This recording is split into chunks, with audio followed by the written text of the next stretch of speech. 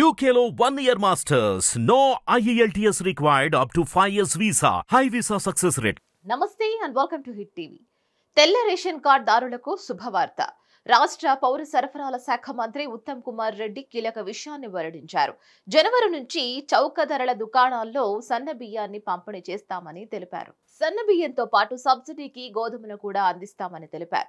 రాష్ట్రంలో ఖాళీగా ఉన్న 1629 రేషన్ డీలర్ల భర్తీ చేపడుతున్నట్లుగా కూడా తెలిపారు. ఇందుకు సంబంధించిన విధి విధానాలను తయారు చేయాలని, వీలైనంత త్వరగా భర్తీ చేయాలని అధికారులను ఆదేశించారు. పేద మధ్యతరగతి వాళ్లు ఆహారం కోసం పడరాని పాట్లు పడుతున్నారని, వారికి సన్న బియ్యం అందించాలని తాము నిర్ణయం తీసుకున్నట్లు మంత్రి ఉత్తమ్ కుమార్ రెడ్డి వెల్లడించారు. అదే సందర్భంలో డీలర్లకు వార్నింగ్ ఇచ్చారు. పీడీఎస్ బియ్యం దారి తప్పితే కఠిన చర్యలు తీసుకుంటామని కూడా హెచ్చరించారు. పట్టుబడితే డీలర్షిప్ రద్దు చేస్తామని తెలిపారు.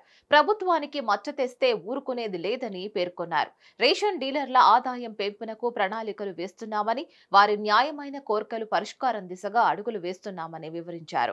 ప్రభుత్వ వసతి గృహాలతో పాటు అంగన్వాడీ, మధ్యాహ్నం భోజనంలో నాణ్యతా ప్రమాణాలు పాటించాలని మంత్రి ఉత్తమ్ కుమార్ రెడ్డి పేర్కొన్నారు.